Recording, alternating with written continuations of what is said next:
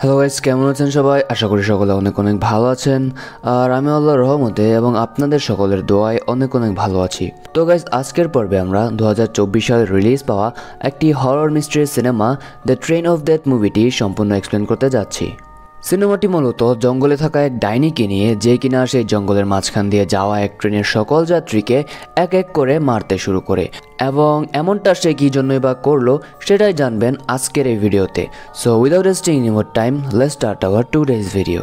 তো গল্পের শুরুতে আমরা গভীর জঙ্গলের দৃশ্য দেখতে পাই, যেখানে অনেক বড় বড় গাছগুলো কেটে ফেলা হচ্ছিল আর সেখানে তৈরি করা হচ্ছিল একটা নতুন রেলপথ। আমরা দেখতে পাই রাতের বেলা রহমত নামে একটি লোক অফিসারদের বলে যে তারা যেন এখানকার গাছগুলো না কাটে, তা না হলে তারা মৃত্যুর থেকেও কঠিন শাস্তি পাবে। কিন্তু সেই অফিসাররা তার কোনো কথাই শোনে না আর রহমতকে ধাক্কা দিয়ে সেখান থেকে বের করে দেয়, এবং রহমত সেখান থেকে যাওয়ার সময় বলে যায়, না তো তোদের কোনো টাকা কাজে লাগবে আর না তো ভগবান তোদের সাহায্য করতে আসবে। এরপর সেই রাতে কিছু ওয়ার্কার্সরা রেল লাইন বানানোর কাজ করতে থাকে। অনেক রাত হয়ে গিয়েছিল, এজন্য সমস্ত ওয়ার্কার্সরা চলে যায়, কিন্তু ডার্ক নামে একজন ওয়ার্কার সেখানে থেকে যায়। ডার্কের সহকর্মী বাইমান তাকে যাওয়ার জন্য বলে, কারণ অনেক রাত হয়ে গিয়েছিল, কিন্তু সে যদি চলে যায় তাহলে সে অর্ধেক স্যালারি পাবে, কারণ ডার্টের অনেক ঋণ ছিল। এজন্য সে রাতেও কাজ করার সিদ্ধান্ত নেয়, যাতে সে ওভারটাইম কাজ করে তার ঋণগুলো পরিশোধ করতে পারে। এরপর বাইমাং টানেলের ভেতরে যায়। তখনই টানেলের ভেতর থেকে পাথর পড়ার আওয়াজ হতে থাকে। সেটা শুনে ডার্টও যখন টানেলের ভেতরে যায়, তখন উপর থেকে কিছু পাথর পড়তে থাকে আর সে উপরে তাকাতে দেখতে পায় এক ভয়ঙ্কর ডাইনি বাইমাংকে উপরে ধরে রেখেছে। মুহূর্তের মধ্যে ডার্টের সামনে বাইমাংয়ের চেহারা অদ্ভুতভাবে পরিবর্তিত হয়ে যায়, আর এরই সাথে এই লোমহর্ষকর দৃশ্যটি এখানেই শিফট হয়। এই ঘটনার পর প্রায় অনেক দিন কেটে যায়। এরপর আমরা দেখতে পাই এখন নতুন স্টেশন তৈরি হয়ে গিয়েছিল। আজ সেই স্টেশনের শুভ উদ্বোধন ছিল। এই সংস্থার মালিক ছিল মিস্টার রাভা। তার সাথে আরও একজন বিশেষ ব্যক্তি ছিলেন, যার নাম ছিল মিস্টার সন্তোষা। তারা দুজন হতে চেয়েছিলেন বিজনেস পার্টনার। এই ট্রেন জার্নিটি ছিল একটা ট্যুরের মতো। এই ট্রেনে থাকা সকল যাত্রীদের নিয়ে যাওয়া হবে এক জঙ্গলের ভেতরে থাকা একটি রিসর্ট, যেখানে ট্যুরিস্টরা কদিন থাকবে, আবারও সেই ট্রেনে করে ফিরে আসবে নিজেদের বাড়িতে। সেখানে আমরা পূর্ণমা আর গেমাং নামে দু বোনকে দেখতে পাই। তারা দুজনে এই ট্যুরের ব্যাপারে কথা বলছিল। তখনই তাদের নজর স্টেশনের বাইরে দাঁড়িয়ে থাকা অনেকগুলো লোকাল মহিলার উপরে পড়ে। তারা তাদের স্বামীকে ফিরিয়ে দেওয়ার জন্য চিৎকার করতে থাকে। এই মহিলাগুলো সেই ওয়ার্কার্সদের স্ত্রী, যারা কিনা ওই রেল টানেলগুলো বানাতে গিয়ে আর ফিরে আসেনি। এসব শুনে মিস্টার সন্তোষ রাভাকে মহিলাগুলোর কথা জিজ্ঞেস করে। তখন রাভা তাকে বলে এই মহিলাগুলো এখানে মিথ্যা নাটক করছে, যাতে এই ট্যুরের কল্পনা নষ্ট হয়ে যায়, এবং এরপর সেই মহিলাগুলোকে রাভার লোক সেখান থেকে নিয়ে যায়। তো এরপর ট্রেনে সফর করার জন্য একদম তৈরি ছিল। এবার ট্রেনের টিটিটি সিদ্দিক সবাইকে ট্রেনে স্বাগতম জানায়। সেই ট্রেনটি যখন যাত্রা শুরু করে, তখন আমরা সেই ট্রেনের ভিতরে একজন মহিলাকে দেখতে পাই, যার নাম রামালা, এবং এই রামালা মূলত ডার্টের স্ত্রী, যে কিনা রেল লাইনের মধ্যে রাতে কাজ করতে করতে সেই ডাইনির শিকার হয়েছিল। এখানে আমরা দেখতে পাই রামালা ডার্টের গায়েব হয়ে যাওয়া নিয়ে অনেক চিন্তিত ছিল, আর সে সন্তোষের কাছে দেখা করার জন্যই ট্রেনের ভিতরে আসে। তো ট্রেন যাত্রা শুরু করার পর হঠাৎ রামালা ডার্টকে দেখতে পায়, আর পরক্ষণেই সে গায়েবও হয়ে যায়। কিন্তু রামালা এখানে বুঝতে পারছিল না যে তার সাথে কি হচ্ছে, সে কি হ্যালোসিনেশন দেখছে নাকি সেখানে সত্যিই তার হাজব্যান্ড ছিল। এই জন্য সে ট্রেনের একজন ওয়ার্কারকে ডার্টের চেহারার বর্ণনা দিয়ে তাকে ডার্টের কথা জিজ্ঞেস করে, কিন্তু সেই ওয়ার্কারের মধ্যে এমন কোনো লোককে সে দেখেনি। রামালা তাকে আরও কিছু জিজ্ঞেস করতে যাবে, তখনই সে সন্তোষকে দেখতে পায়, যে কিনা রাবার সাথে বিজনেস ক্লাসে বসেছিল। তাই রামালা দ্রুত তার কাছে যেতে শুরু করে। তখনই ওয়ার্কাররা তাকে এটা বলে যে সেখানে ইকোনমিক ক্লাসের কেউ যেতে পারবে না। ওদিকে সন্তোষ রাবার উপর রাগারাগি করছিল, কারণ ওই স্টেশনে ঘটে যাওয়া মহিলাদের সেই ইনসিডেন্টের জন্য ইনভেস্টরদের সামনে তাকে লজ্জায় পড়তে হয়। এই পুরোটা সময় আমরা রাবার এক্সপ্রেশন দেখে এটা বুঝতে পারি যে সে কিছু না কিছু তো সন্তোষের জন্য লুকাচ্ছিল। এরপর আমরা কেমবাংকে দেখতে পাই, যে কিনা ট্রেনের বাইরে একটা কাক দেখতে পাই, যেটা কিনা তাদের ট্রেনের সাথে উড়ে যাচ্ছিল। সেই কাকটা হঠাৎই তাদের জ্বালানায় এসে ধাক্কা খায়। এই ব্যাপারে কেমবাং যখন পূর্ণামাকে বলে, তখন পূর্ণামা তাকে এ ব্যাপারে বিশেষ নজর দিতে না বলে।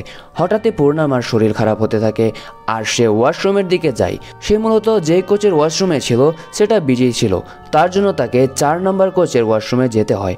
আর তখনই ট্রেন প্রথমবারের টানেলে চলে আসে। তো আমরা দেখতে পাই তাদের সেই ট্রেনটি যখন টানেলের ভিতরে ঢুকে ঠিক সেই মুহূর্তে 5 নম্বর বগিতে খুব অদ্ভুত জিনিস ঘটতে শুরু করে এবং সেই 5 নম্বর বগিটি সেখানকার সকল প্যাসেঞ্জার নিয়ে হঠাৎ করে কোথাও যেন উধাও হয়ে যায়।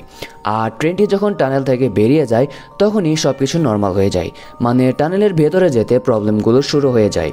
এদিকে কেম বাং পূর্ণিমাকে খুঁজে পেয়ে গিয়েছিল, তখনই হঠাৎ পূর্ণিমার নজর 5 নম্বর কোচের দিকে পড়ে, যেটা সেখানে ছিল না, যেটা দেখে কেম বাং আর পূর্ণিমার হুশ উড়ে যায়। এরপর পূর্ণিমার কেম বাং তেঙ্গুন নামে একজন ওয়ার্কারকে 5 নম্বর কোচের গায়েব হয়ে যাওয়ার কথাও জানায়, যেটা দেখে তেঙ্গুনও একটু শক হয়ে যায়।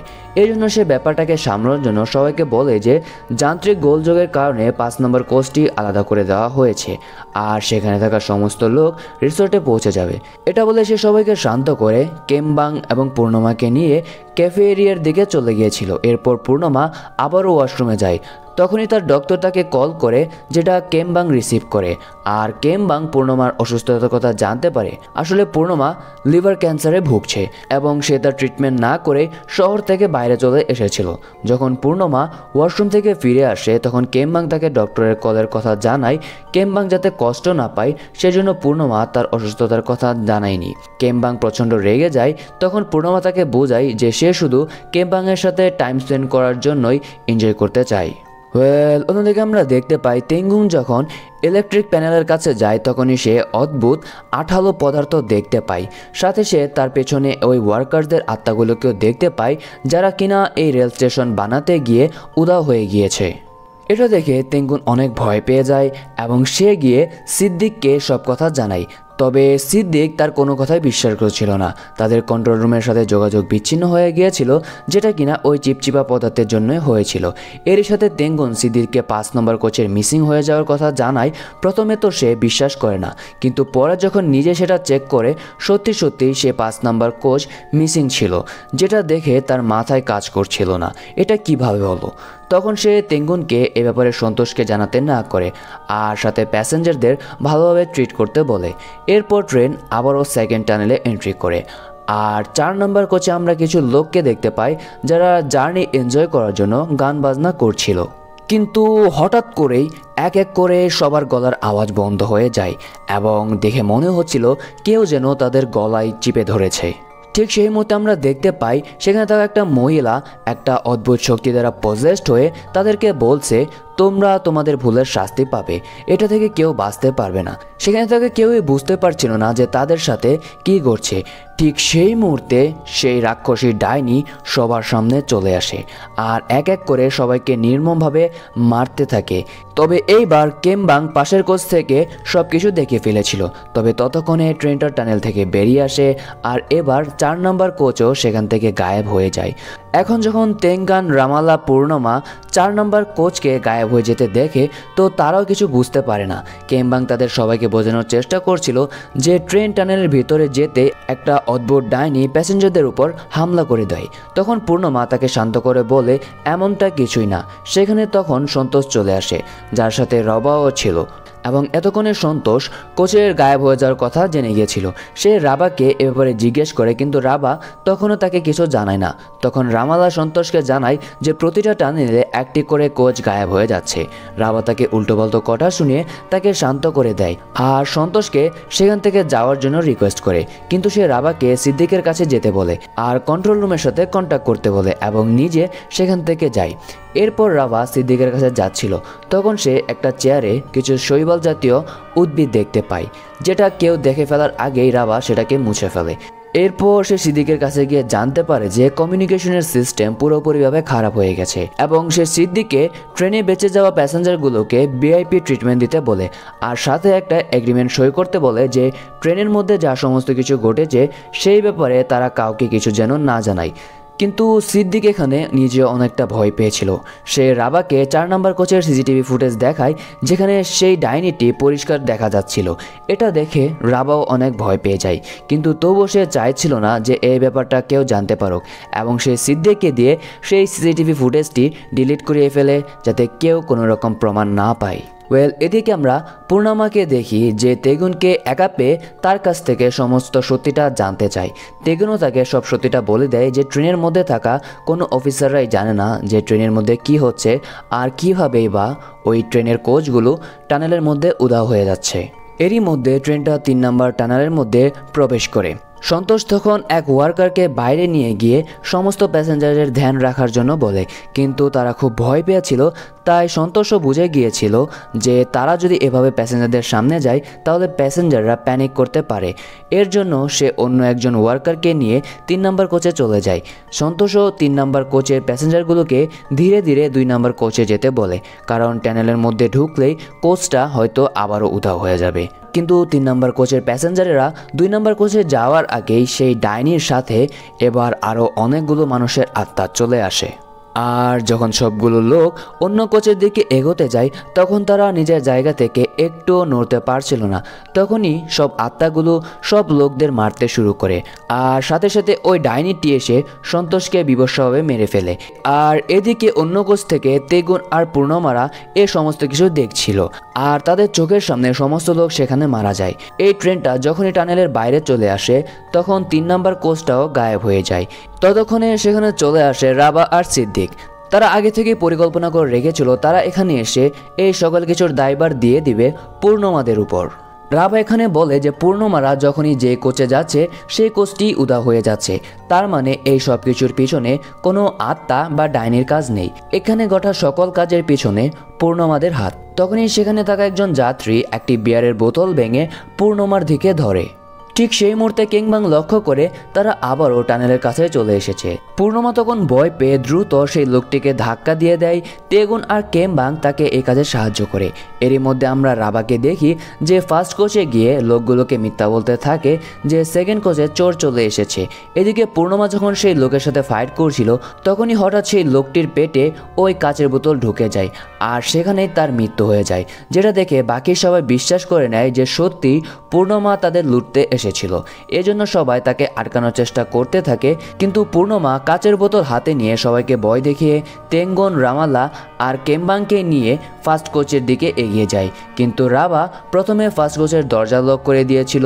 তেগুন দরজার গ্লাস ভেঙে রাবাকে গেট খোলার জন্য বলে, কিন্তু ততক্ষণে পেছন থেকে সেকেন্ড কোচের লোকগুলো তেঙ্গুন, রামালা, পূর্ণমাকে কেম্বাংকে আটকানোর জন্য চলে আসে এবং এইবার সেই লোকগুলো তেঙ্গুনকে খুব মারধর করে। আর ততক্ষণে ট্রেনটি টানেলের মধ্যে প্রবেশ করে যায়।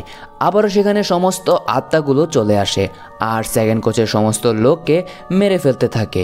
তখনই সিদ্দিক প্রথম কোচের দরজা খুলে দেয়, আর তেঙ্গুন, রামালা, পূর্ণমা এবং কেম্বাং তারা নিজেদের প্রাণ বাঁচিয়ে ফার্স্ট কোচে ঢুকে যায় এবং এরপর সিদ্দিকও সিদ্ধান্ত নেয় যে সে ট্রেনকে থামিয়ে দেবে। রাবা তখন ইঞ্জিন রুমে এসে হাতে চাবি নিয়ে নেয় এবং সে বলে যে এই ট্রেন থামাবে না।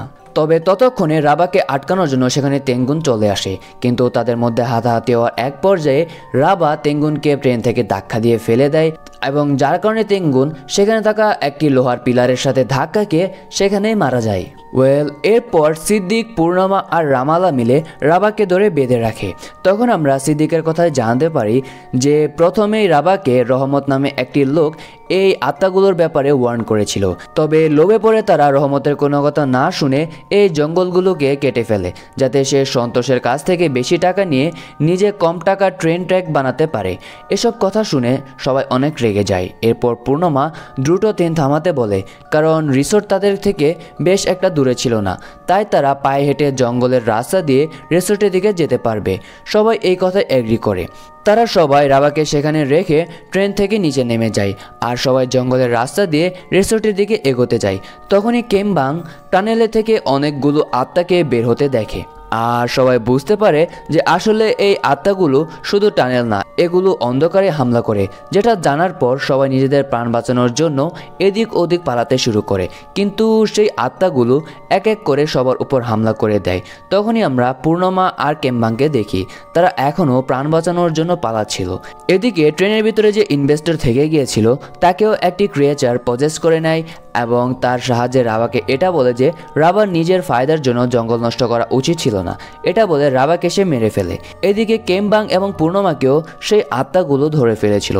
তখনই আমরা জানতে পারি ওই আত্মাগুলো যতগুলো লোককে মেরে ফেলেছিল তাদের সবাইকে একটি করে গাছে পরিণত করেছিল, যাতে কেটে ফেলা ফরেস্ট পুরোপুরি আবার কভার হয়ে যায়। পূর্ণমা তখন সেই ডাইনিটিকে বলে সে যেন কেমবাংকে ছেড়ে তাকে নিজের সাথে করে নিয়ে গিয়ে একটি গাছ বানিয়ে ফেলে।